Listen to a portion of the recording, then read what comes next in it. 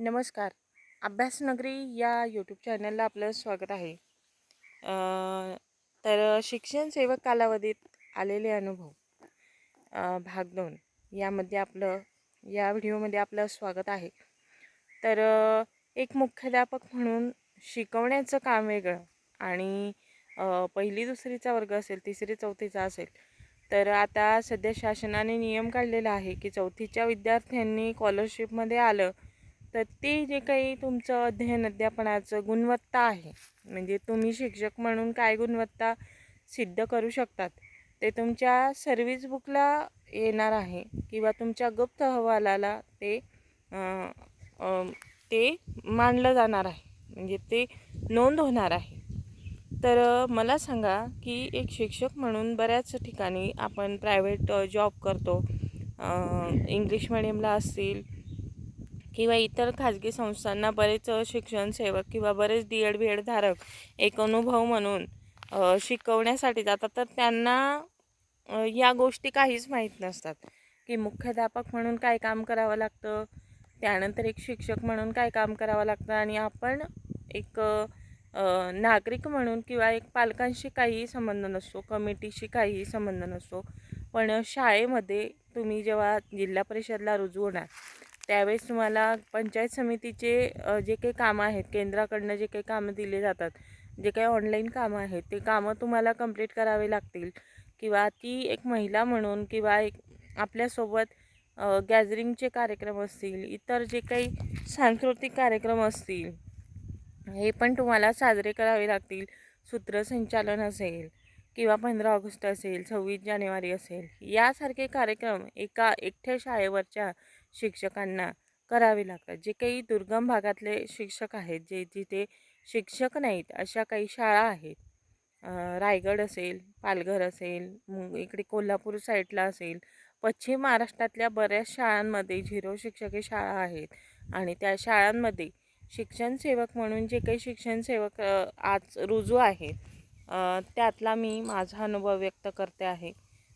बघा, ज्या महिलांना इच्छा आहे त्यांनी स्वतःच्या काळजावर दगड ठेवून, म्हणजे ही माझी तयारी आहे, एक शिक्षक होण्याची तयारी आहे, मी चांगलं शिकवू शकते.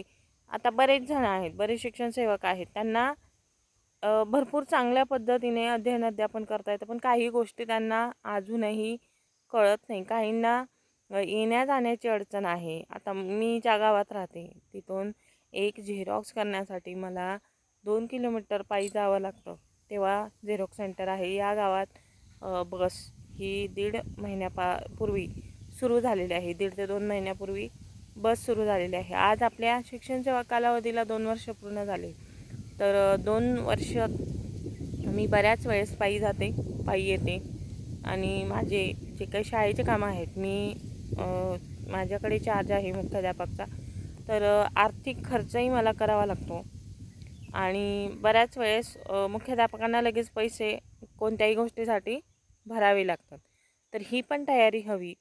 तुमचे लहान मुलं असतील, तुमच्या ज्या काही अडचणी असतील किंवा फॅमिली असेल, काही शिक्षक महिला आहेत तिकडे, त्यांचं शिकवण्याकडे किंवा शाळेकडे दुर्लक्ष, पण आपली फॅमिली आपल्यापासून दूर आहे, अशा कारणांनी जरा गोंधळलेले आहेत बरेच शिक्षण सेवक. तुमची ती तयारी ठेवा की फॅमिलीपासून दूर राहायचं आहे आणि आपल्याला चांगलं अध्ययन अध्यापन करता आलं पाहिजे. कारण अध्ययन अध्यापन करणं, शिकवणं हे खूप सोपं आहे. एखाद्या वर्गावर जा, पहिली दुसरीच्या एखाद्या इंग्लिश मिडियमच्या वर्गावर गेले किंवा एखाद्या खाजगी संस्थेत गेले, तर तुम्हाला एकच वर्गाशी तुमचा संपर्क असतो, तेवढ्याच पालकांशी असतो. पण एखाद्या वेळेस तुम्हाला ती 40 पटाची शाळा दिली, 2च शिक्षक असतील, तर मुख्याध्यापकांना पूर्ण शाळेवर लक्ष द्यावं लागतं आणि शिक्षकांना पण तितकंच गावातल्या लोकांशी म्हणजे जवळीक साधावी लागते किंवा संपर्कात राहावं लागतं, की जेणेकरून पालक असतील, शिक्षक असतील, स्टाफ असेल, केंद्रातले शिक्षक असतील, त्यांच्याशी पण मिळून मिसळून राहावं लागतं. तर ही तुमची तयारी असेल तर तुम्ही नक्की शिक्षक होऊ शकतात. शिक्षण सेवक कालावधीत काय काय अनुभव येतात आपण दुसऱ्या भागात बघितलं. तिसऱ्या भागात मी तुम्हाला अजून बऱ्याचशा गोष्टी शेअर करेन. व्हिडिओ आवडल्यास लाईक आणि सबस्क्राईब करायला विसरू नका. धन्यवाद.